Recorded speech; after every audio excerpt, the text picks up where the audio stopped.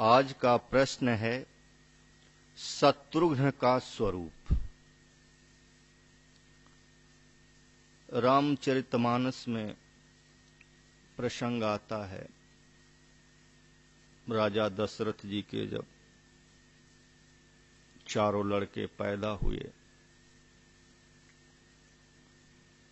उनके नामकरण का समय आया तो उन्होंने गुरु वशिष्ठ को बुलाया और प्रार्थना की कि गुरुदेव इनके नाम आप रखिए। तो गोस्वामी जी कहते हैं कि गुरु वशिष्ठ ने नाम कैसा रखा चारों लड़कों का। गुरु वशिष्ठ जी कहते हैं कि इनके नाम अनेक अनूपा, मैं नृप कहब स्वमति अनुरूपा। आपके जो चारों लड़के हैं इनके नाम तो अनेक अनुपम है, लेकिन मैं जो है अपनी मति के अनुसार से, अपनी बुद्धि के अनुसार से निर्णय करके इनका नाम रखूंगा। तो जो आनंद सिंधु सुख राशि, शीकर ते त्रैलोक सुपासी। सो सुख धाम राम यस नामा, अखिल लोक दायक विश्राम।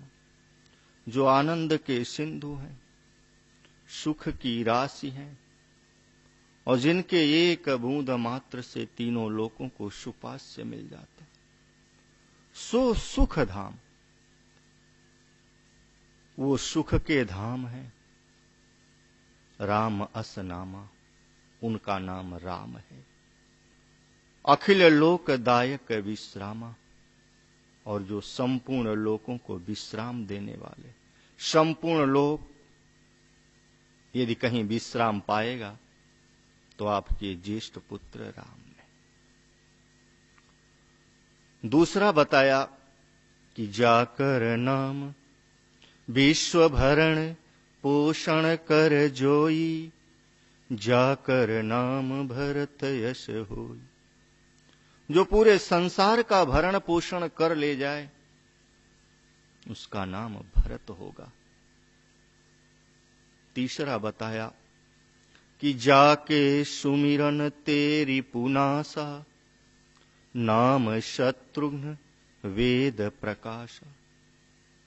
जिसके केवल सुमिरन मात्र से, जाके सुमिरन तेरी पुनासा, जितने शत्रु हैं उनका नाश हो जाएगा।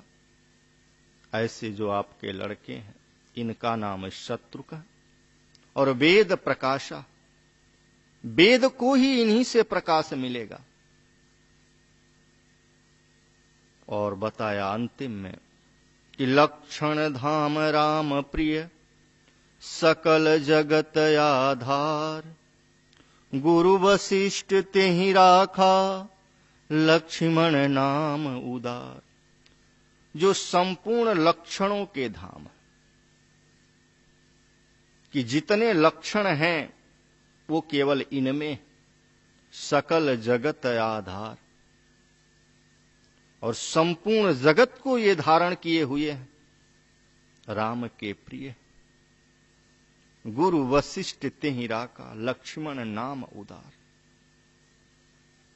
ऐसे लक्ष्मण को इतने उदार हैं कि इनका नाम इन्होंने लक्ष्मण रख दिया। वास्तव में ये चारों भाइयों के जो चार नाम रखे, जो जो गुण वशिष्ठ जी ने बतलाए, देखा जाए तो एक भी गुण उन चारों भाइयों में प्रत्यक्ष में देखने में नहीं आता। भगवान राम के बारे में कहा कि जो आनंद सिंधु सुख राशि, सी करते त्रैलोक सुपासी। सो सुख धाम राम यस नाम, अखिल लोक दायक विश्राम। जो आनंद के सिंधु हैं, सुख के समुद्र हैं, सुख की राशि है, लेकिन राम के जीवन में दुख ही दुख था। भरत जी में कहा कि विश्व भरण पोषण कर जोई, ताकर नाम भरत असूरी। जो पूरे विश्व का भरण पोषण कर सके वो भरत है। लेकिन जब भगवान राम वनवास चले गए, अयोध्या के भरण पोषण का भार आया, तो भरत जी पूरी सेना के साथ राम के पास पहुंच गए और खड़ाऊ लेकर आए, उससे पूछ हुए राजकाज करते थे। और लक्षण धाम राम प्रिय सकल जगत आधार, जो लक्षणों के धाम है, राम के प्रिय है, सकल जगत को आधार है, उनका नाम लक्ष्मण रखा। लेकिन देखने में आता लक्ष्मण से क्रोधी कोई नहीं था, हर बात बात पर क्रोध कर लेते थे, एक भी लक्षण उनमें दिखाई नहीं देते। उसी तरह शत्रुघ्न का उन्होंने नाम रखा, जाके सुमिरन तेरे पुनासा, नाम शत्रुघ्न वेद प्रकाश। जिसके सुमिरन मात्र से, केवल सुमिरन कर लो शत्रुघ्न का, जितने शत्रु है वो नष्ट हो जाएंगे। विश्व युद्ध छोड़ता है, एक देश दूसरे देश पर लड़ाइयां करती, तमाम परमाणु बम इकट्ठा करते, बनाते हैं, चलाते, फिर भी पूरा विश्व कभी, पूरे शत्रु कभी नष्ट नहीं होते। और गोस्वामी जी कहते हैं कुछ करने की जरूरत ही नहीं, कितने भी शत्रु इकट्ठे हुए हों, खाली शत्रुघ्न का सुमिरन कर लो, जाके सुमिरन तेरी पुनासा, जितने शत्रु होंगे सब नाश हो जाएंगे। और शत्रुघ्न की वीरता आप देखिए, जब वनवास हो गया भगवान राम का, भरत और शत्रु दोनों ननिहाल में थे, खबर गई, लौट के आए तो अपनी उन्होंने शूरवीरता का परिचय दिया। तो एक मंथरा दासी मिली, कुंवरी। गोस्वामी जी कहते हैं इतनी वीरता का परिचय दिया कि हुमगी लात तक कुबर मारा, परिमुह भर मही करत पुकारा, कुबर टूटो फूट कपारू, दलित दसन मुख रुधिर प्रचारू। अब वो लगी चिल्लाने मंथरा, आह दयो मैं काह नसावा, करत नीक फलु अनैस पावा, सुनि रिपुहन लखी नख सिख खोटी, लगे घसीटन धरी धरी छोटी। मंथरा जो कुंवरी थी, सीधी तरह चल नहीं सकती थी, उसको पीछे से एक लात मारा, एक लात मारा, उसका कुंवर टूट गया, माथा फट गया, दांत टूट गए और मुंह से खून गिरने लगा। इतने पर भी नहीं छोड़ा, उसकी झोंटी पकड़कर घसीटने लगे। एक दासी पर इतनी बड़ी सूरवीरता दिखाई, तो क्या यही पौरुष था शत्रुघ्न का? और जबकि गोस्वामी जी कहते हैं कि वशिष्ठ जी ने कहा कि धरे नाम गुरु हृदय विचारी, वेद तत्व नृप तौ सुतचारी। ये वेद तत्व के हैं, ये वेद के तत्व हैं आपके चारों लड़के। वास्तव में ये रामचरितमानस है। सुनने समझने के लिए सब न इसको समझ सकते हैं, न सब पढ़ ही सकते। आप रात दिन रामचरितमानस पढ़ो, लेकिन जो पढ़ने और समझने की वस्तु है उससे आप परे ही रहोगे। क्योंकि गोस्वामी जी ने कहा कि रामचरितमानस मुनि भावन, विरचहु शंभु सुहावन पावन। ये रामचरितमानस जो है ये केवल मुनियों को भाने वाला है, जिनकी मन सहित इंद्रियां मौन हो गई, वो मुनि की पराकाष्ठा पर है। और जो अपनी मन सहित इंद्रियों को मौन करने में लगा है, वो मुनि की प्राथमिक कक्षा में। ये उन्हीं को केवल भाता है जो साधन में लगे हुए। यह चरित्र जानहि मुनि ज्ञानी, जिन रघुवीर चरण रति मानी। और इस चरित्र को वही जानते हैं कौन? यह चरित्र जानहि मुनि ज्ञानी, जिन रघुवीर चरण रति मानी।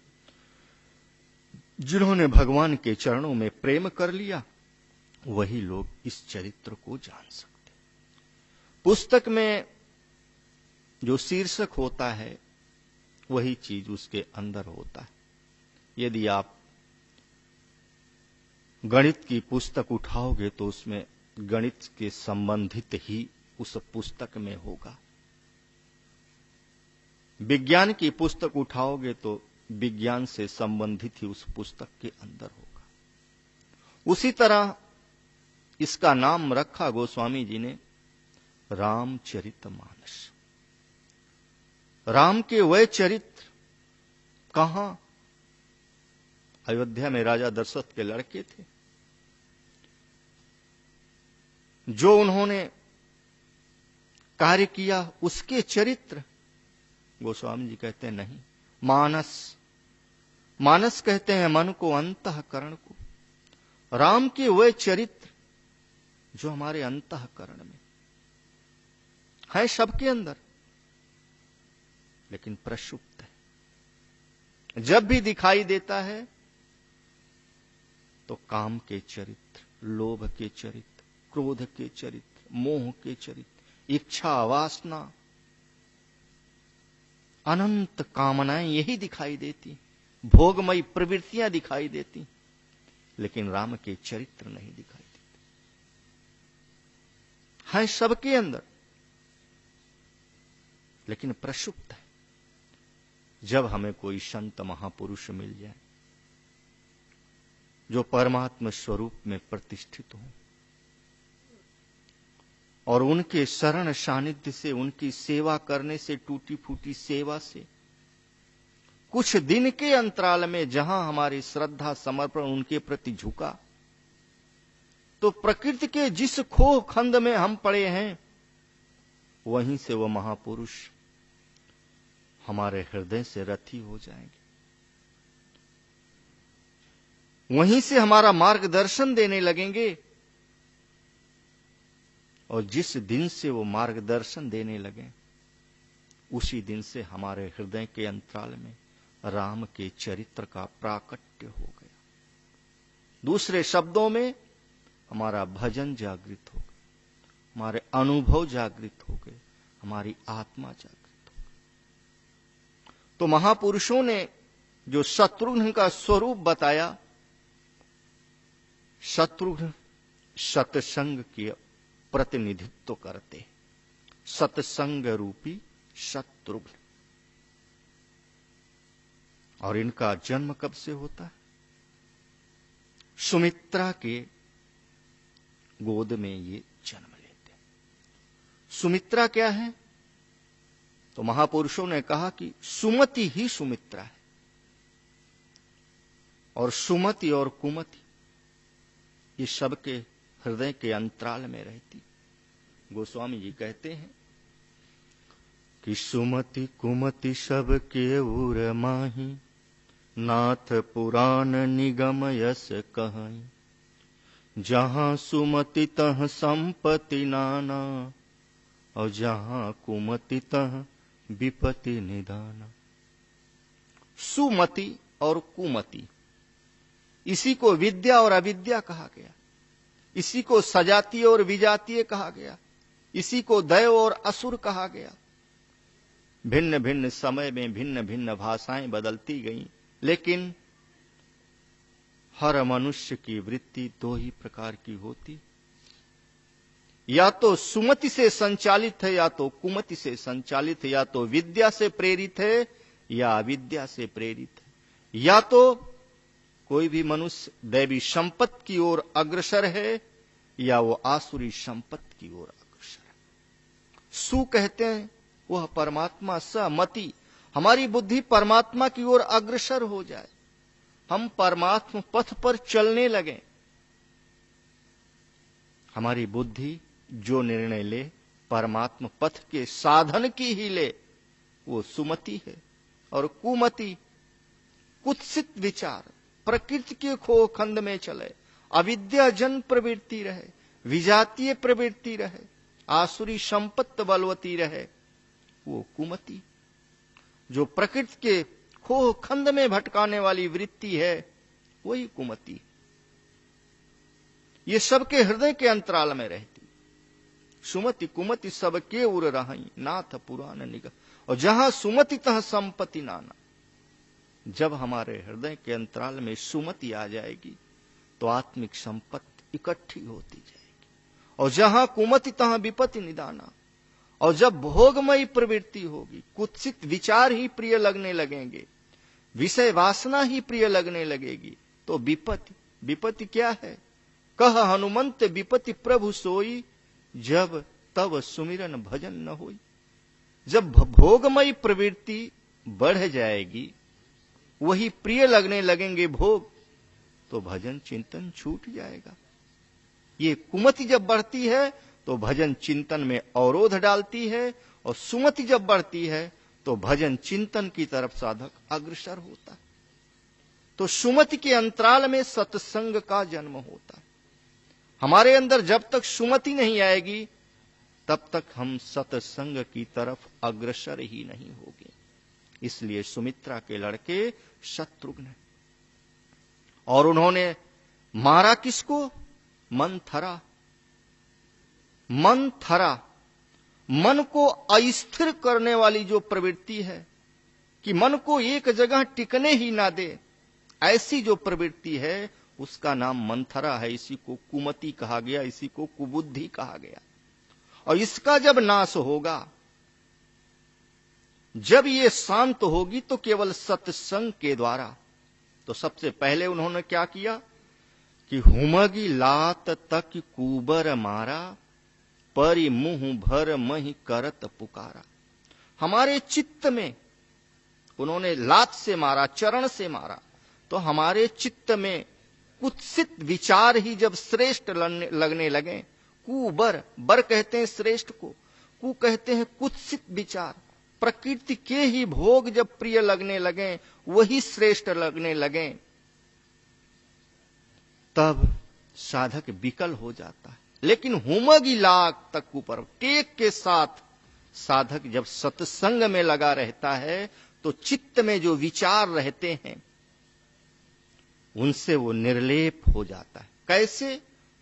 पहले, सबसे पहले उसका क्या हुआ? कुबर टूटो, फूट कपारू।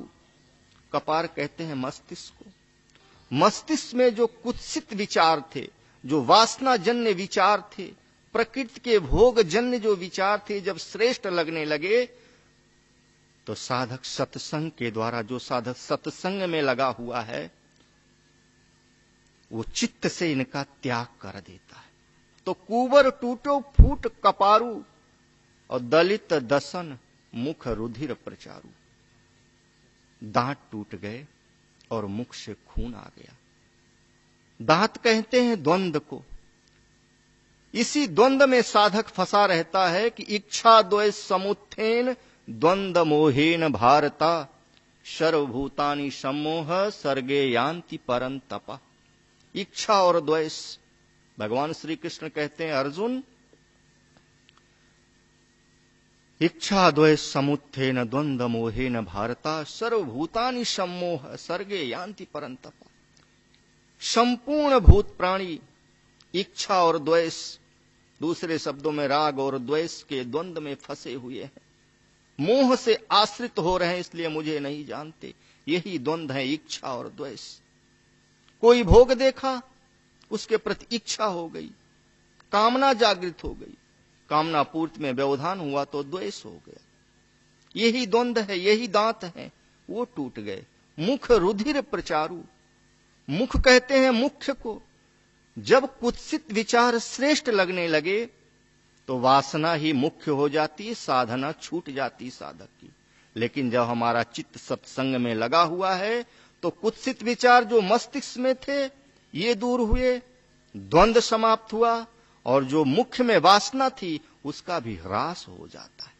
लेकिन इतने पर नहीं छोड़ा शत्रुघ्न ने, सुनि रिपुहन लखि नख सिख खोटी, लगे घसीटन धरी धरी झोटी। नख सिख, शुरू से अंत तक की साधना में कहीं भी यदि एक भी कुत्सित विचार आ गए, एक भी इच्छा आ गई, क्योंकि इच्छा काया इच्छा माया, इच्छा जग उपजाया, कह कबीर जे इच्छा विवर्जित, ताका पार न पाया।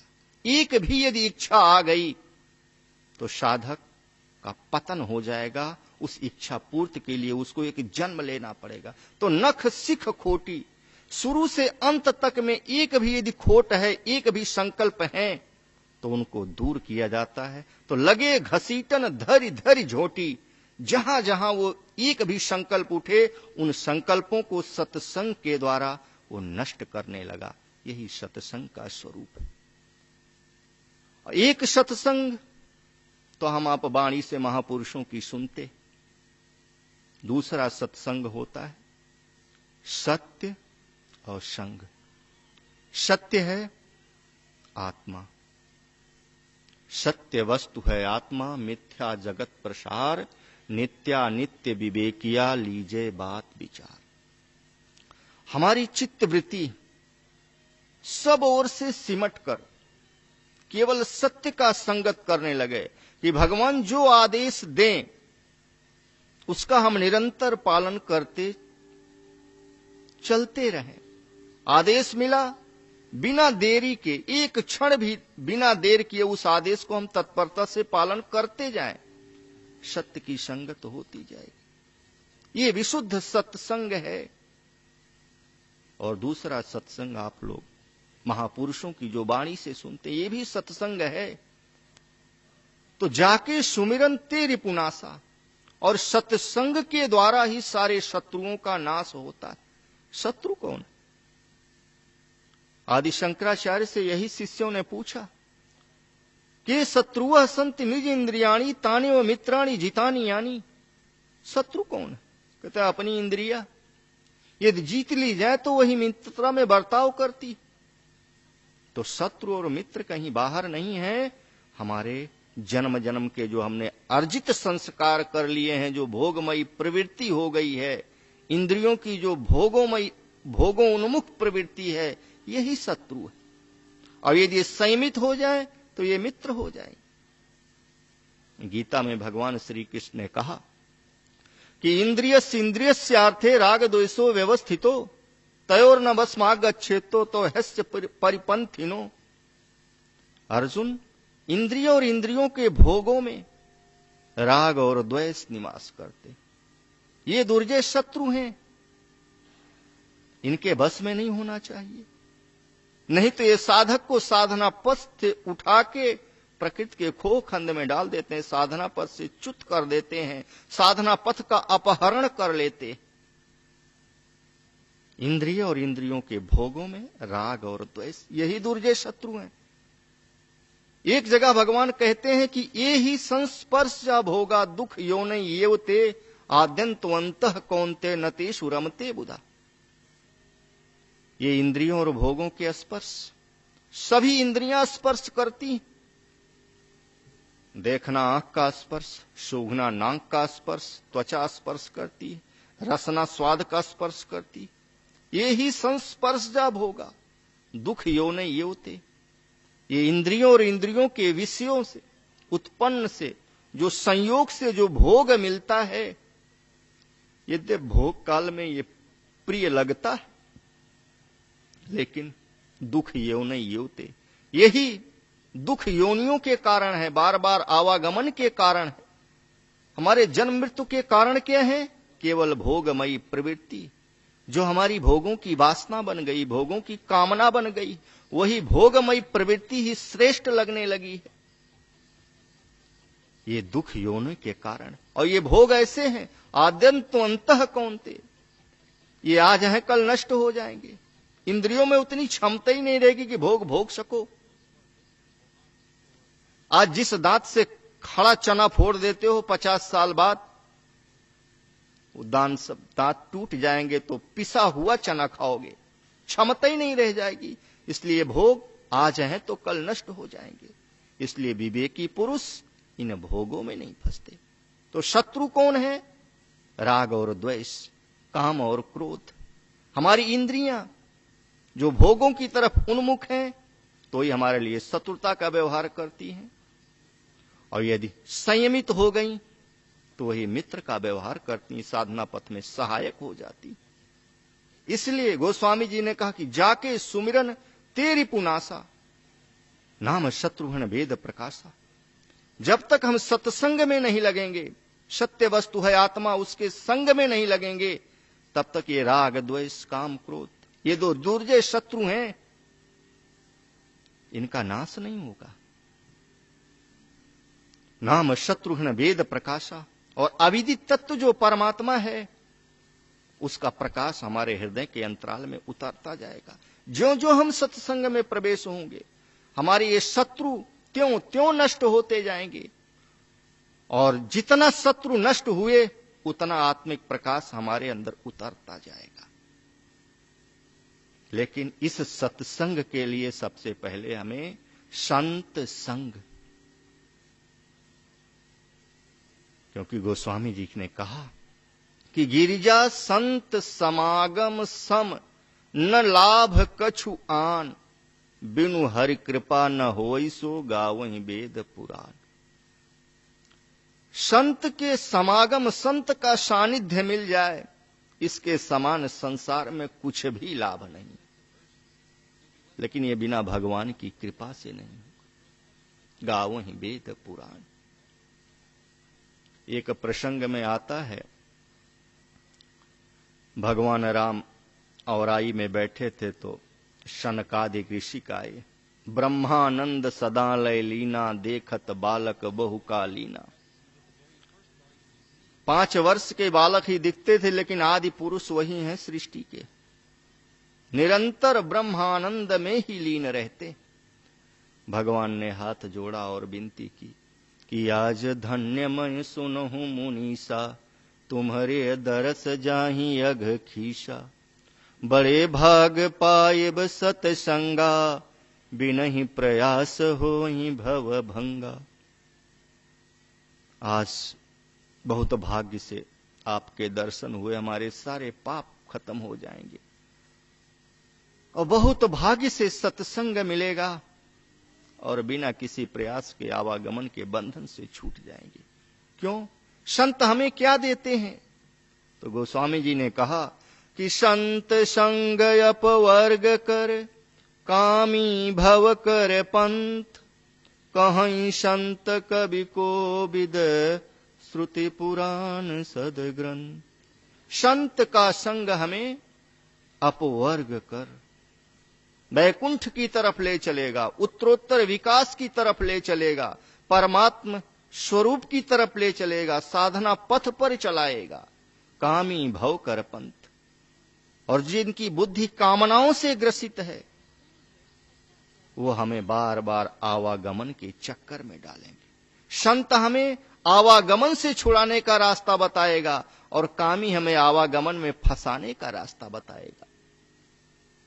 और ऐसा सभी लोग कहते हैं, कहीं संत कवि कोविद, श्रुति पुराण सदग्रंथ।